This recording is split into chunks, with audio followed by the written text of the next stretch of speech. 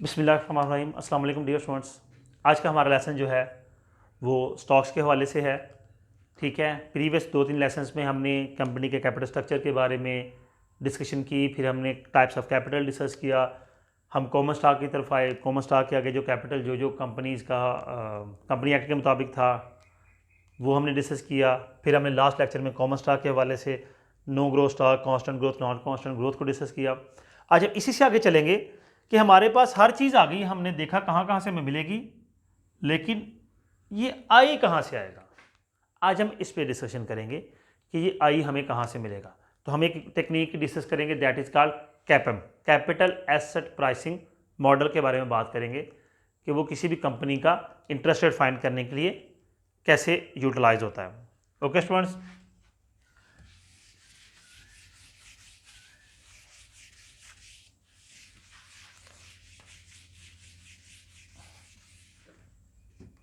और same is the case आज का लेक्चर भी हमारा इन चारों सब्जेक्ट से रिलेटेड है। ACC 501, MGT 2011, 201 sorry, FIN 622, FIN 630।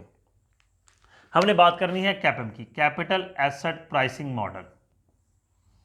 इसको SML भी कहते हैं, सिक्योरिटी मार्केट लाइन। ठीक है जी। कैपम का फॉर्मूला हमारे पास क्या होता है?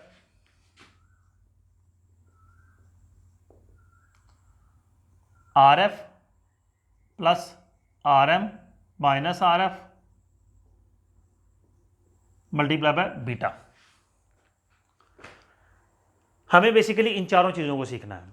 ये कैपम मैंने जो बताया कि वो आई फाइंड करने के लिए है, कि अगर हमें आई फाइंड करना पड़ जाता है, हमें वो डिविडेंड देता है, ग्रोथ देता है, और कहता है प्राइस मालूम करें, आई देता ही नहीं है।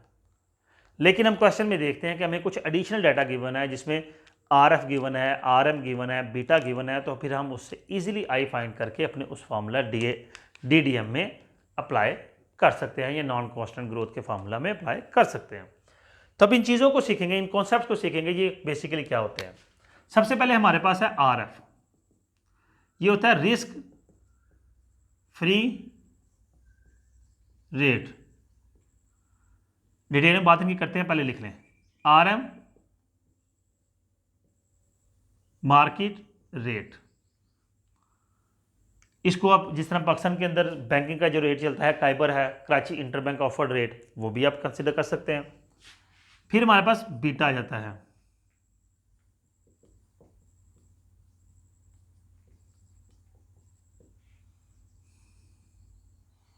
तीन ही चीज़ें। हाँ, एक और चीज़, RM माइनस RF, इसको कहते हैं रिस्क प्रीमियम। अगर कहीं क्वेश्चन में रिस्क प्रीमियम गिवन हो तो हम ये सोच में ना पड़ जाए कि रिस्क प्रीमियम पता नहीं क्या है, इसको कंबाइन रिस्क प्रीमियम कहते हैं। ये तीनों चीज़ें चारों मैं आपको समझाता हूँ। RF बेसिकली क्या है? Risk free rate. कि जो कंपनी जो गवर्नमेंट के ट्रेजरी स्टॉक्स होते हैं, सॉरी ट्रेजरी बॉन्ड्स होते हैं, और ट्रेजरी सिक्योरिटीज़ होती हैं, ट्रेजरी बिल्स होते हैं, चूँकि गवर्नमेंट ने इशू किए, इसकी बैक गवर्नमेंट है, तो गवर्नमेंट डिज़ॉल्व तो नहीं हो सकती, तो वो टोटली 100% रिस्क फ्री होते हैं। स्टेट बैंक ऑफ पाकिस्तान इनको इशू करता है, बहुत माइनर इन पर इंटरेस्ट होता है, और इवन ये डिस्काउंट पर इशू किए जाते हैं और बाद में एक्चुअल वैल्यू पर रिटर्न कर दिए जाते हैं। तो उस पर जो रिस्क रेट ऑफ रिटर्न होता है, दैट इज का रिस्क फ्री, उसमें कोई रिस्क नहीं है।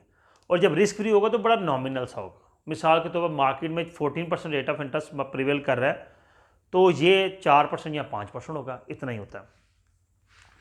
फिर RM है मार्केट रेट। मैंने बताया कि मार्केट में एक कंपनी का रेट सेपरेट होता है जो हम कैलकुलेट कर रहे हैं, जिसको हम आई कहेंगे कैपम, और एक मार्केट का अपना रेट होता है जिसे हम RM कहते हैं। ये ओवरऑल मार्केट का होता है, एक एवरेज रेट फाइंड किया गया होता है। इसमें कुछ कंपनीज का रेट ज़्यादा होगा, कुछ कंपनी का रेट कम होगा। अब मार्केट का जो रेट है वो ज़्यादातर ऐसा ही होता है कि जो मार्केट में एक एवरेज रेट फाइंड किया गया है, जो कि हम साथ बीटा भी ले रहे हैं, तो बीटा के थ्रू फिर वो रेट फाइंड हो जाता है, और अक्सर औकात कंपनी का रेट मार्केट से ज़्यादा आ जाता है, कंपनी से कम आ जाता है, कंपनी का रेट मार्केट से कम भी आ जाता है। तो इसका मतलब है बीटा यहाँ पे बहुत इंपॉर्टेंट है। बीटा को हम थ्रू स्टैंडर्डाइजेशन और कोवेरियंस के थ्रू फाइंड करते हैं।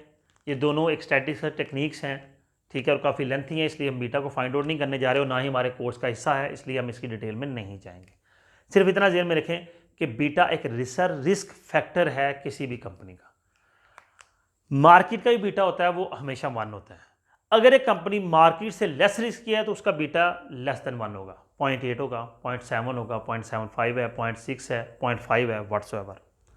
अगर एक कंपनी मार्केट से ज़्यादा रिस्की है तो उसका बीटा हमेशा 1 से ऊपर होगा। वो 2 भी हो सकता है, 2.5 भी हो सकता है, 1.5 भी हो सकता है, 1.2 भी हो सकता है, कुछ भी हो सकता है। तो मिसाल ले लेते हैं, थोड़ी सी एग्जांपल लेते हैं। मेरा आरएफ जो है वो 4% है, आरएम जो है वो 14% है, जो बीटा है वो 1.4 है। अब चूंकि ये 1 से ज़्यादा है, इसका मतलब है हमारा आंसर 14% से ज़्यादा आने वाला है। तो वैल्यूज पुट करके चेक करते हैं।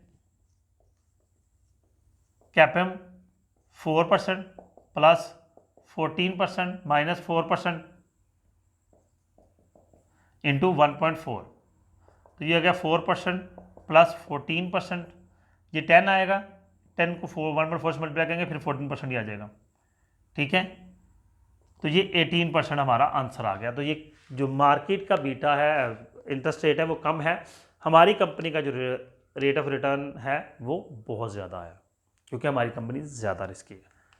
अब यहीं पे हम अपने प्रीवियस फार्मूला में डीडीएम में जाते हैं, डिविडेंड डिस्काउंट मॉडल में, कि ये आई हमारा 18% हो गया, डी नॉट जो है वो कंपनी का आया 2, जी जो है वो 6% है, तो वो कहता है जी पी मालूम करें।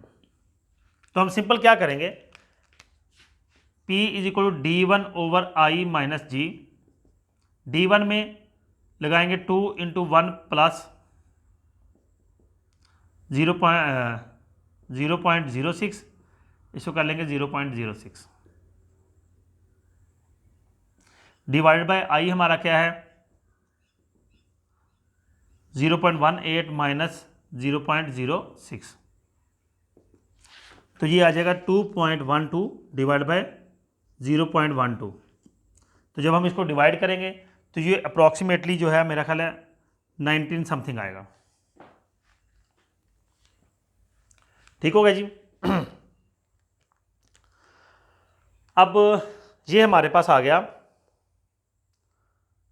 ओवरऑल जो हमारा कैपम भी हमने फाइंड किया, और डीडीएम डिविडेंड डिस्काउंट मॉडल की छोटी सी एग्जांपल ले ली। बाकी इंशाल्लाह हम हैंडआउट्स में देखेंगे, जो एग्जांपल्स मौजूद हैं हम उनको इंशाल्लाह बोर्ड पे सॉल्व करेंगे।